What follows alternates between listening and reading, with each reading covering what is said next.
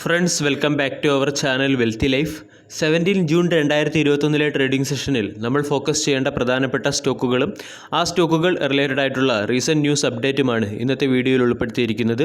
Wealthy life എന്ന channel നിങ്ങൾ ആദ്യമായാണ് വിസിറ്റ് ചെയ്യുന്നതെങ്കിൽ ചാനൽ ദയവായി സബ്സ്ക്രൈബ് ചെയ്യുക. For getting instant stock recommendation and regular market update. ചാനലിൻ്റെ സൈഡിൽ നിന്നും സ്വിംഗ് ട്രേഡിന് ആവശ്യമായ അഡീഷണൽ ഇൻസൈറ്റ്സ് ലഭിക്കുന്നതിന് വേണ്ടി ജോയിൻ ബട്ടൺ എന്ന ഓപ്ഷൻ കൺസിഡർ ചെയ്യാവുന്നതാണ്. ഇന്നത്തെ ട്രേഡിംഗ് സെഷനിൽ Q4 result point of view നമ്മൾ ഫോക്കസ് ചെയ്യേണ്ട പ്രധാനപ്പെട്ട സ്റ്റോക്കുകളാണ് power grid corporation, Natco pharma, J&K bank, DB corp, Basant agrotech, ഗ്ലൈസോൾ alloys, global Vectra Helicorp, health care global enterprises എന്നീ കമ്പനികൾ. ഇതുകൂടാതെ പ്രീവിയസ്ലി Q4 റിസൾട്ട് വന്ന കമ്പനികളുടെ Q4 റിസൾട്ടിൻ്റെ ഇമ്പാക്റ്റും നമ്മൾക്കിന്ന് മാർക്കറ്റിൽ കാണാൻ സാധിക്കും. CESC എന്ന കമ്പനിയുടെ Q4 റിസൾട്ടിനോടനുബന്ധിച്ച് നടന്ന ബോർഡ് ഓഫ് ഡയറക്ടേഴ്സിൻ്റെ മീറ്റിംഗിൽ കമ്പനിയുടെ 1:10 എന്ന റേഷ്യോയിലുള്ള stock split board of directors approve ചെയ്തു. അതായത് 10 രൂപ ഫേസ് വാല്യൂ ഉള്ള ഈ കമ്പനിയുടെ സ്റ്റോക്ക് 1 രൂപ ഫേസ് വാല്യൂ ഉള്ള 10 സ്റ്റോക്കുകളായിട്ടാണ് സ്പ്ലിറ്റ് ആകുന്നത്. കമ്പനിയുടെ Q4 റിസൾട്ട് നമ്മൾ പരിശോധിക്കുകയാണെങ്കിൽ കമ്പനിയുടെ പ്രോഫിറ്റിൽ 15% വർധനവ് കാണാൻ സാധിക്കുന്നുണ്ട്. അതായത് 2020 Q4 ഈ കമ്പനി 378 കോടി രൂപയുടെ പ്രോഫിറ്റ് ആയിരുന്നു ഉണ്ടാക്കിയത്. ഇപ്പോൾ കമ്പനിയുടെ പ്രോഫിറ്റ് 429 കോടിയായി മാറിയിട്ടുണ്ട്. റവന്യൂ നോക്കുകയാണെങ്കിൽ 2621 കോടിയിൽ നിന്നും 2890 കോടിയായി മാറിയിട്ടുണ്ട്. അതുപോലെ തന്നെ റൈറ്റ്സിൻ്റെ Q4 റിസൾട്ട് നമ്മൾ പരിശോധിക്കുകയാണെങ്കിൽ റൈറ്റ്സിൻ്റെ പ്രോഫിറ്റിൽ 1.5% ഡിക്ലൈനോടുകൂടി 142 കോടി രൂപയുടെ പ്രോഫിറ്റാണ് കമ്പനി റിപ്പോർട്ട് ചെയ്തിരിക്കുന്നത്. റവന്യൂ 11% വർദ്ധിച്ച് 636 കോടിയായി മാറിയിട്ടുണ്ട്. Q4 റിസൾട്ടിനോടൊപ്പം തന്നെ കമ്പനി 4 രൂപ പെർ ഷെയർ എന്ന റേറ്റിൽ ഫൈനൽ ഡിവിഡൻറ്റും അനൗൺസ് ചെയ്തിട്ടുണ്ട്. ന്യൂറേക്കയുടെ Q4 റിസൾട്ട് നമ്മൾ പരിശോധിക്കുകയാണെങ്കിൽ കമ്പനിയുടെ പ്രോഫിറ്റ് 2.38 കോടിയിൽ നിന്നും 3.89 കോടിയായി ഇയർ ഓൺ ഇയറിൽ വർദ്ധിച്ചിട്ടുണ്ട്. പക്ഷേ റവന്യൂ നോക്കുകയാണെങ്കിൽ റവന്യൂ 32 കോടി 96 ലക്ഷത്തിൽ നിന്നും 31 കോടി 84 ലക്ഷമായി ഡിക്ലൈൻ ആയിട്ടുണ്ട്. കാക്കത്തീയ സിമൻസിൻ്റെ Q4 റിസൾട്ട് പരിശോധിക്കുകയാണെങ്കിൽ 2020 Q4 ഈ കമ്പനി 5.6 കോടി രൂപയുടെ ലോസ് ആയിരുന്നു റിപ്പോർട്ട് ചെയ്തത്. ഇപ്പോൾ കമ്പനിയുടെ ലോസ് 1.9 കോടിയായി ചുരുങ്ങിയിട്ടുണ്ട്. റവന്യൂ നമ്മൾ പരിശോധിക്കുകയാണെങ്കിൽ റവന്യൂവിൽ 9% വർധനവോടുകൂടി 27 കോടി രൂപ എന്ന ലെവലിലേക്ക് റവന്യൂ ഉയർന്നിട്ടുണ്ട്.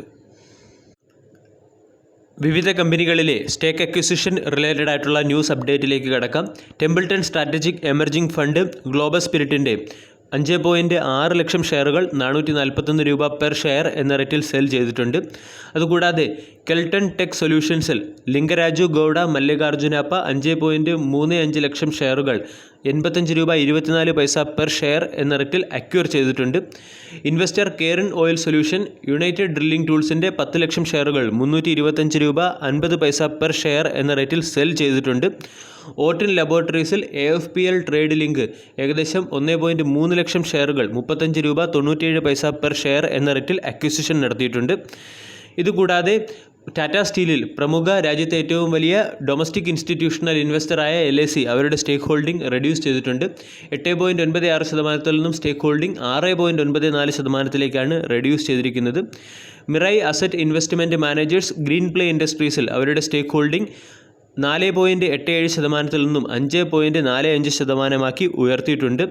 HDFC asset management company LG Balakrishnan and ബ്രദേഴ്സിൻ്റെ 2%-ഓളം സ്റ്റേക്കുകൾ അക്വിസിഷൻ ചെയ്തു.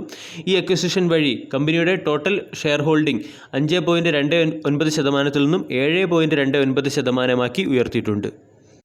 വർക്ക് ഓർഡർ റിലേറ്റഡ് ആയിട്ടുള്ള ന്യൂസ് അപ്ഡേറ്റിലേക്ക് കടക്കാം. വിപ്രോ എന്ന കമ്പനി എക്സാവെയർ എന്ന കമ്പനിയുമായി ചേർന്ന് ഒരു സ്ട്രാറ്റജിക് പാർട്ണർഷിപ്പിൽ ഏർപ്പെട്ടിട്ടുണ്ട്. ഇനി മുതൽ ഈ 2 കമ്പനികളും നെറ്റ്വർക്കിംഗ് ഇൻഡസ്ട്രിയിലെ ഇന്നോവേഷൻസിലും അതുപോലെ തന്നെ 5G ടെക്നോളജി, 6G ടെക്നോളജി എന്നിവയുടെ കോമ്പാറ്റബിലിറ്റിയിലുമായിരിക്കും ഫോക്കസ് ചെയ്യുന്നത്. അതുകൂടാതെ ഐസ്ജെക് ഹെവി എഞ്ചിനീയറിംഗ് എന്ന കമ്പനിക്ക് ടാറ്റ പ്രോജക്റ്റിൻ്റെ ഭാഗമായി ഗ്രൗണ്ട് പൈപ്പിംഗ് സ്പൂൾസ് ഫാബ്രിക്കേറ്റ് ചെയ്യാനുള്ള ഒരു പ്രോജക്റ്റ് ലഭിച്ചിട്ടുണ്ട്. ഈ കമ്പനിയെ സംബന്ധിച്ചിടത്തോളം ഇത് വളരെ പ്രധാനപ്പെട്ട അല്ലെങ്കിൽ നാഷണൽ ഇമ്പോർട്ടൻസ് ഉള്ള ഒരു പ്രോജക്റ്റാണ്.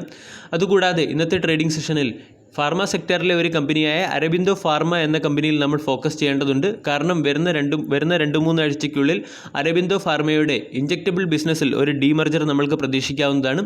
ഇവിടെ ഒരു വലിയ വാല്യൂ അൺലോക്കിംഗ് നടക്കാനുള്ള സാധ്യതയും കൂടുതലാണ്. ഇതിൻ്റെ ഭാഗമായി പ്രൊമോട്ടേഴ്സ് ഈ കമ്പനിയിൽ അവരുടെ സ്റ്റേക്ക് ഹോൾഡിംഗ് റെഡ്യൂസ് ചെയ്തിട്ടുണ്ട്. 1.29%ത്തിൽ നിന്നും പ്രൊമോട്ടേഴ്സ് അവരുടെ സ്റ്റേക്ക് ഹോൾഡിംഗ് 1.19%ആക്കിയാണ് റെഡ്യൂസ് ചെയ്തിരിക്കുന്നത്. ഇതുകൂടാതെ ഇന്നത്തെ ട്രേഡിംഗ് സെഷനിൽ നമ്മൾ ഫെർട്ടിലൈസർ സ്റ്റോക്കുകളിലും ഫോക്കസ് ഫോക്കസ് ചെയ്യേണ്ടതായിട്ടുണ്ട്. കാരണം സെൻട്രൽ ഗവൺമെൻറ് പൊട്ടാഷിൻ്റെയും അതുപോലെ തന്നെ ഫോസ്ഫേറ്റ് തുടങ്ങിയ ഫെർട്ടിലൈസേഴ്സിന് വളരെ വലിയ സബ്സിഡി പ്രഖ്യാപിച്ചിട്ടുണ്ട്. ഇതിൻ്റെ ഇമ്പാക്റ്റ് സ്റ്റോക്ക് പ്രൈസിൽ നമ്മൾക്ക് കാണാൻ സാധിക്കുന്നതായിരിക്കും. കൂടാതെ വരുന്ന 2-3 മാസത്തിനുള്ളിൽ ഇന്ത്യൻ പോർട്ട് ബില്ല് പാസ്സാകാനുള്ള സാധ്യതയുണ്ട്. ഇത് ബേസ്ഡ് ആയിട്ടുള്ള ഫ്ലക്ച്വേഷൻസ് നമ്മൾക്ക് പോർട്ട് ബേസ്ഡ് കമ്പനികളിൽ, അതായത് പ്രത്യേകിച്ചും അദാനി പോർട്ട് തുടങ്ങിയ പോർട്ട് ബേസ്ഡ് കമ്പനികളിൽ നമ്മൾക്ക് കാണാൻ സാധിക്കും.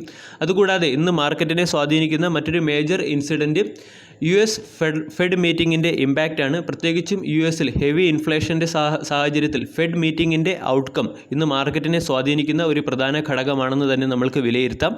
വീഡിയോ എല്ലാവർക്കും ഇഷ്ടമായി എന്ന് വിശ്വസിക്കുന്നു. താങ്ക്